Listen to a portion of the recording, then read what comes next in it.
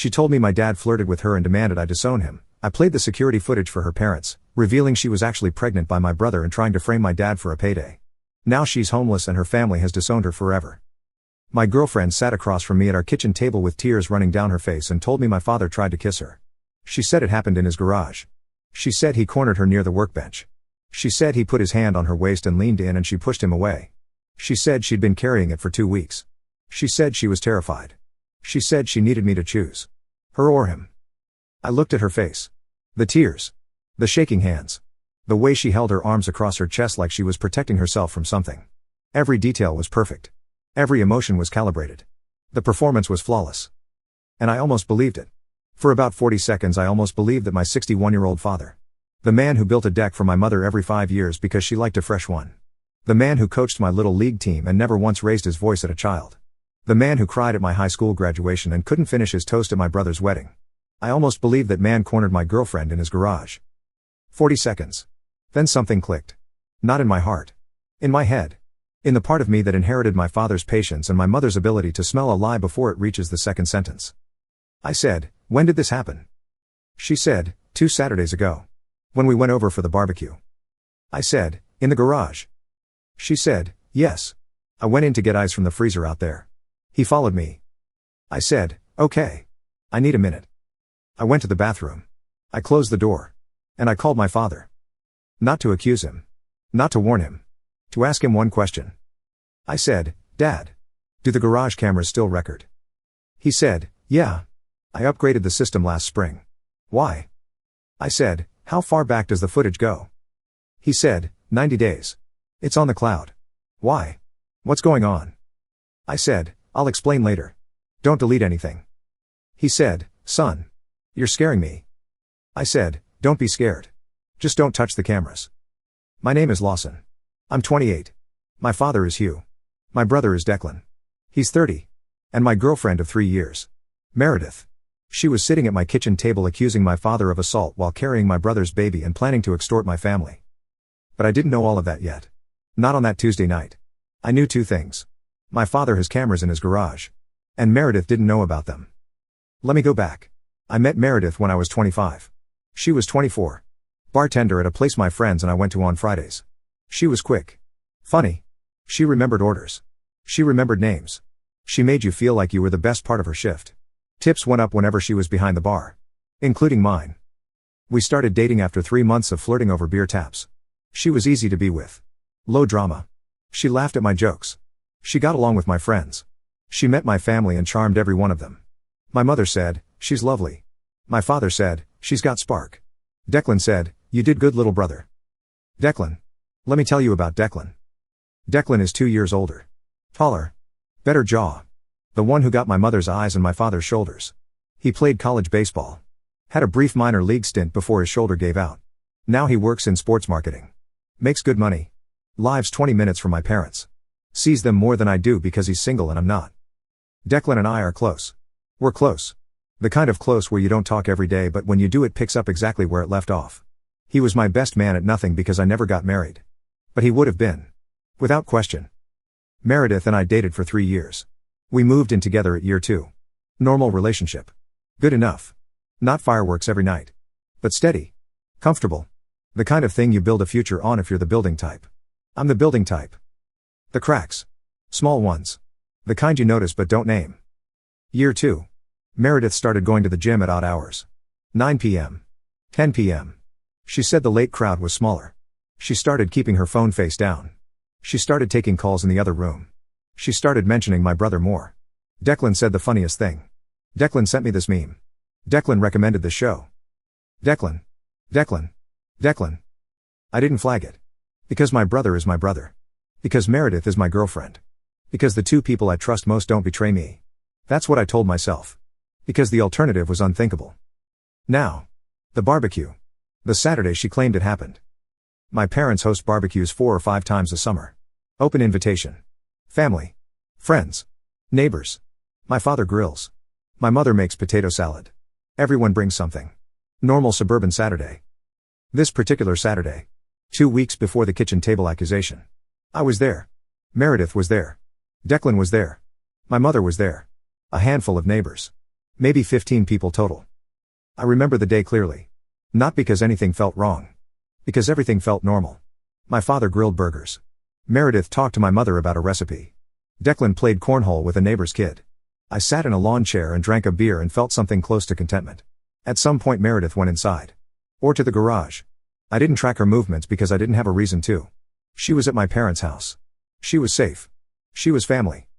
Now she's telling me my father cornered her in that garage. In the space where he keeps his tools. His workbench. His freezer. And his security cameras. The cameras. My father installed them after a neighbor's garage was broken into 2 years ago. 2 cameras. One covering the main door. One covering the interior near the workbench and freezer. High definition. Motion activated. Cloud storage. 90-day retention. If my father cornered Meredith near the workbench, the cameras recorded it. If my father is innocent, the cameras prove it. Either way, the footage exists. And Meredith didn't know that. Wednesday morning. Meredith went to work. I drove to my parents' house. My father was in the kitchen. He said, "What's going on? You sounded strange on the phone." I said, "Dad. I need to see the garage footage from 2 Saturdays ago. The barbecue." He said, "Why?" I said, "Meredith told me something happened in the garage that day. Something involving you." His face. The confusion came first. Then the understanding. Then something I'd never seen on my father's face. Fear. Not the kind that comes from guilt. The kind that comes from being accused of something you didn't do by someone your son loves. He said, "Lawson. I didn't. Whatever she said, I didn't." I said, "I know, Dad. That's why I'm here. Show me the footage." He opened his laptop. Logged into the camera system.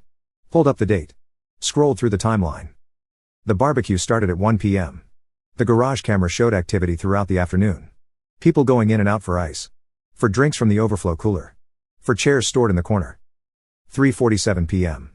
Meredith enters the garage. Alone. She walks to the freezer. Opens it. Takes out a bag of ice. She stands there. Looks around. Looks at the camera. She didn't know what she was looking at. The camera is mounted in the corner near the ceiling. Small. Black. Most people don't notice it. She takes the ice and leaves. That's it. Nobody else enters during her time in the garage. No hue. No cornering. No hand on the waist. No lean in. Nothing. An empty garage. A woman getting ice. Alone. My father looked at me. His eyes were wet. He said, "I never went in the garage while she was there. I was at the grill the entire time. Your mother can confirm it. 6 neighbors can confirm it." I said, "I know. I believe you." He said, "Why would she say that?" I said, "I don't know yet. But I'm going to find out." I went through more footage. Not from the barbecue day. From other days. My father's cameras run 24/7 with motion activation. I scrolled through weeks of footage. Looking for anything. Any visit by Meredith. Any visit by anyone that didn't make sense. Then I found it. 3 weeks before the barbecue. A Thursday. 2:15 p.m. My parents weren't home. I knew because Thursday afternoons they volunteer at the food bank. Every Thursday. Without exception. A car pulls into the driveway. Not Meredith's car. Declan's car. He gets out. Goes to the side gate. Opens it. Goes to the backyard. Another car pulls up 2 minutes later. Meredith's car. She gets out. Goes through the same gate. The backyard camera. My father has one on the patio too. It covers the back door and the patio area. Declan and Meredith on the patio. Standing close. He puts his hands on her hips. She puts her arms around his neck. They kiss. Not a quick kiss. The kind that means this isn't the first time. The kind that has a history behind it. They go inside the house through the back door my father never locks because he grew up in a town where nobody locked anything. They're inside for 47 minutes. Then they leave. Separately. Declan first. Then Meredith 12 minutes later. I sat in my father's kitchen and watched my brother and my girlfriend use my parents' empty house as a meeting point. On a Thursday when they knew my parents wouldn't be home. Using the backyard entrance so the neighbors wouldn't see 2 cars in the driveway. I went through more footage. 4 more visits. Over 6 weeks. Same pattern. Thursday afternoons. Declan first. Meredith second. Always through the back. Always while my parents were at the food bank. 6 visits. Over 6 weeks. In my parents' house. In a house my father built and my mother decorated, and they both open to every member of this family without question. Now the accusation made sense. Not as truth. As strategy. Meredith was sleeping with Declan. She was pregnant. The timing aligned with the 6 weeks of Thursday visits. She couldn't tell me it was mine because we'd been careful. She couldn't tell me it was Declan's because that would expose the affair. So she needed an exit strategy. Something that would blow up the family badly enough that she could leave with money and sympathy. Accuse Hugh. The father. The patriarch. The man with a house and a retirement and a reputation. Accuse him of something so serious that the family fractures. Push me to disown him. Create a crisis. Then leverage the crisis into a payout. Maybe threatening to go public. Maybe threatening criminal charges. Maybe just pressuring me into choosing her over my family and using that leverage to secure financial support for herself and the baby she'd say was mine. She didn't need the accusation to be true. She needed it to be believed. By me. For long enough to set the machinery in motion.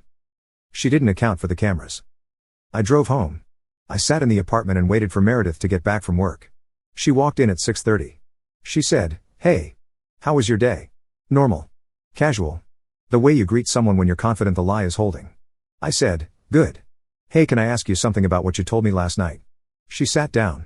Serious face. Performance face. She said, "Of course." I said, "You said it happened near the workbench. In the garage." She said, "Yes." I said, "And he followed you in?" She said, "Yes. I went for ice and he came in behind me." I said, "And he put his hand on your waist?" She said, "Yes.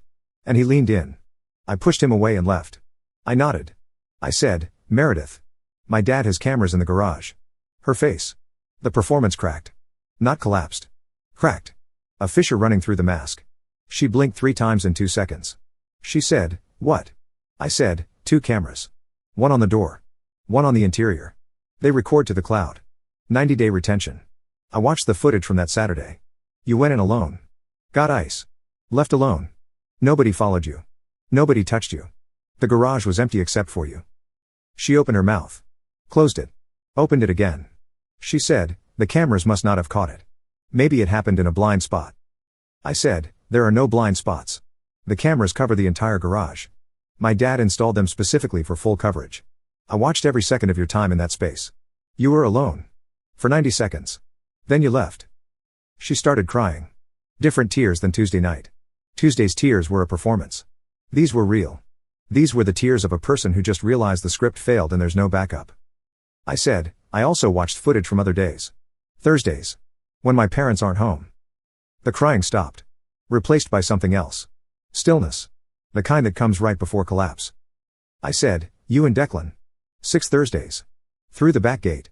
45 minutes to an hour each time. In my parents' house." She said, "Lawson." I said, "You're pregnant. And it's not mine. And you tried to frame my father to cover it." She put her head in her hands. She didn't deny it. She couldn't. The footage was timestamped. Cloud stored. Permanent. She could deny words. She couldn't deny video. I said, "Here's what's going to happen. You're going to move out. By Friday. You're going to tell Declan that I know. And you're going to call your parents and tell them the truth before I do." She said, "Please don't tell my parents." I said, "You tried to accuse my father of assault." My father. The man who drove your mother to the airport last Thanksgiving because you were working. The man who fixed your car's brake light in his driveway for free. The man who called you daughter at Christmas dinner.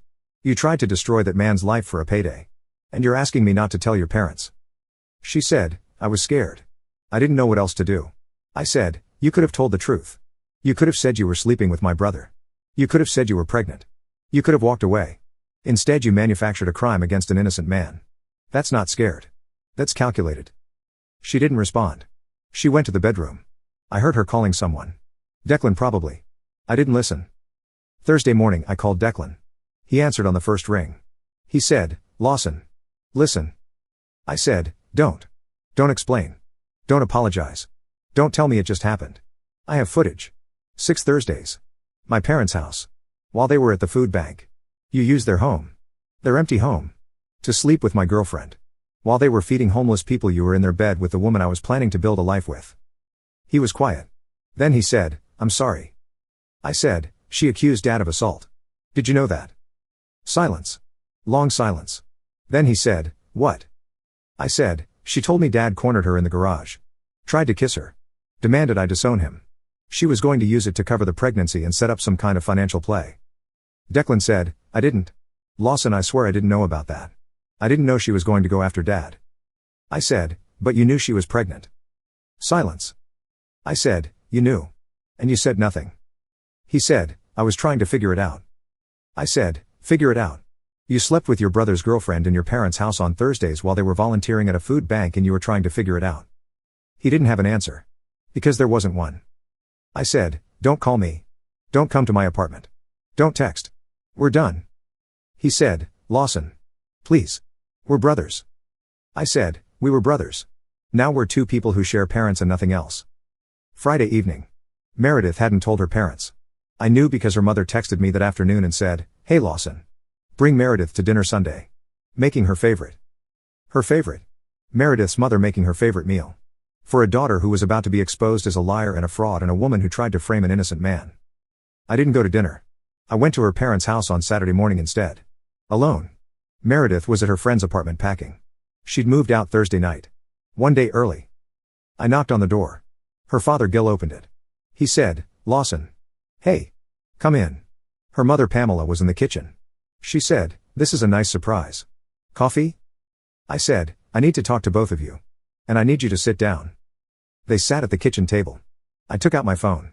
I said, I'm going to show you something. It's security footage from my parents' house. I need you to watch all of it before you say anything. I played the garage footage first. Meredith entering alone. Getting ice. Leaving alone. No hue. No cornering. No contact. Then I played the Thursday footage. Declan's car. Meredith's car. The back gate. The patio camera. The kiss. The 47 minutes inside. All 6 Thursdays. Timestamped. Dated. Undeniable. Gil watched without moving. His jaw tightened incrementally with each clip. By the 4th Thursday his hands were flat on the table. By the 6th his eyes were closed. Pamela cried. Silently. The kind of crying where the body shakes but the mouth stays shut because the brain is still processing and the voice hasn't caught up. I put the phone down. I said, Meredith told me my father cornered her in the garage and tried to kiss her. She demanded I disown him. She was pregnant and the baby is Declan's and she fabricated the accusation against my father to cover the affair and create leverage for money. Gil opened his eyes. He said, she accused Hugh. I said, yes. A man who has treated your daughter like family for 3 years. Who drove Pamela to the airport.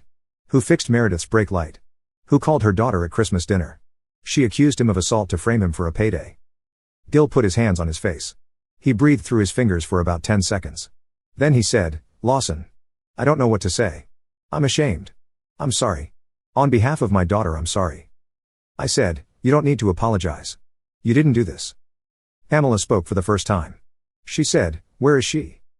I said, she moved out Thursday. I don't know where she's staying. Pamela said, she hasn't called us. She hasn't told us any of this. I said, I know. That's why I'm here. Because if I didn't tell you she never would have. She would have come to Sunday dinner and let you make her favorite and sat at this table and pretended none of it happened. Because that's what Meredith does. She performs. Pamela looked at Gil. Gil looked at the table. He said, I need you to leave now, Lawson. Not because I'm angry at you. Because I need to process this before I talk to my daughter and I can't do that with an audience. I stood up. I said, I understand. He walked me to the door. At the door he stopped. He put his hand on my shoulder. The same way my father would. He said, your father is a good man. Tell him we're sorry. Tell him it came from us. I said, I will. I drove to my parents' house. My father was in the garage. Working on something. He always works on something when he's stressed. He saw me pull in. He walked out. He said, well. I said, it's handled. He said, what does handled mean? I said, Meredith was sleeping with Declan. For at least 6 weeks. She's pregnant. It's his. She accused you to cover it and create leverage. I showed her parents the footage this morning. My father leaned against his truck. He closed his eyes. He said, Declan. I said, yeah. He said, my boy. Declan did this. I said, yeah, Dad. He opened his eyes. They were red. Not from anger. From the specific grief of learning that one son betrayed another and both are yours and you built this family with your hands the way you build everything and it still broke. He said, have you talked to him? I said, once. I told him we're done. He said, Lawson. He's your brother. I said, he was in your house. With my girlfriend. On Thursdays. While you and Mom were at the food bank. My father went quiet. He looked at the garage. At the cameras he installed to protect his family from break-ins. The cameras that ended up protecting him from his own son's girlfriend. He said, your mother is going to be devastated. I said, I know. He said, I'll tell her. Not you. Me. I said, okay. My mother called me that night. She'd been crying. She said, Lawson. I want you to know that your father and I love you. And I want you to know that what Meredith did. Accusing your father. That's the part I can't forgive. The affair is ugly. The lying is ugly. But accusing an innocent man. Trying to destroy your father's name. That woman looked me in the eye at Christmas and called me mom. And she was planning to put your father in a courtroom. She said, I've changed the locks. Declan's key doesn't work anymore. And he's not welcome in this house until he earns it back. If he earns it back. Meredith's aftermath. Her parents confronted her the day I left their house. I heard from a mutual friend that Gil told Meredith she had 1 hour to come home and explain or he was changing the locks. She went. She tried the version where she was confused and scared and didn't know what she was doing. Gil played the footage I'd sent to his phone. He said, this isn't confusion. This is a 6-week plan. In someone else's home. Against someone else's father. While pregnant. Explain the confusion to me. She couldn't. Pamela said something that got back to me through the same mutual friend. She said, I would have helped you. With the baby. With anything. You could have come to us with the truth and we would have figured it out together. Instead you tried to destroy an innocent man and you used our relationship with his family as camouflage. I don't know who taught you that. But it wasn't me. Meredith moved in with her friend. The friend asked her to leave after 2 weeks because the drama was attracting attention. She moved to another friend's couch. That lasted a week. Her parents didn't take her back. Gil told her she needed to figure out her life on her own because the version of her they thought they knew wasn't real and they needed time. Declan. He tried calling my parents. My mother answered once. She said, Declan. I love you. But I can't talk to you right now. Because if I talk to you right now I'll say things a mother shouldn't say to her son. Give me time. He called my father. My father said one thing. He said, you were in my house. With your brother's girlfriend. While your mother and I were at the food bank. I don't have words for that. When I do I'll call you. He hasn't called. Meredith. Last I heard she's staying at a women's shelter. Pregnant. No apartment. No job since she quit bartending 6 months ago. No family support. No friends left. The woman who tried to frame my father for a payday doesn't have enough money for a deposit on a studio apartment. Declan is alone. His apartment. His job. His guilt. He sent my parents a letter. My mother read it. She said it was 4 pages of apology. She said she put it in a drawer because she wasn't ready to accept it and she wasn't ready to throw it away. My father went back to the garage. He's been building something. A rocking chair. Oak. Hand-carved armrests. He doesn't say who it's for. But I think it's for my mother. Because that's what my father does when the world breaks. He builds something with his hands. Something solid. Something that holds weight. I'm 28. Single. Apartment feels bigger now. Quieter. I keep the lights on more than I used to because the dark feels like the Thursday footage. Shadows and timestamps and people you trusted doing things you can't unforgive. My father called me last week. He said, how are you doing? I said, I'm standing. He said, that's enough for now. I said, thanks Dad. He said, the chair is almost done. Bring your mother over on Sunday. She'll want to see you. I said, I'll be there. He said, Lawson. I said, yeah. He said, thank you for believing me. Before the footage. Before the proof. You called me and asked about the cameras. You didn't accuse me. You didn't waver. You believed me. I said, you're my father. There was never a version where I didn't believe you. He was quiet for a few seconds. Then he said, I know. But hearing it matters. He hung up. I sat in my apartment. Quiet. Lights on. Meredith tried to take my father from me. She tried to turn the most honest man I know into a predator. She manufactured tears and shaking hands and a story calibrated to destroy a 61-year-old man who builds rocking chairs and coaches Little League and drives people to the airport without being asked. She didn't account for the cameras. She didn't account for a son who trusts his father more than his girlfriend. And she didn't account for the fact that lies need maintenance the same way houses do.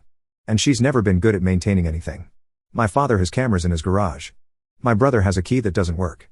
My ex-girlfriend has a shelter bed. And I have a Sunday dinner invitation and a father who builds chairs. That's the math. It's not complicated. The footage is still on the cloud. 90 days. It'll expire soon. But it doesn't matter. The damage is done.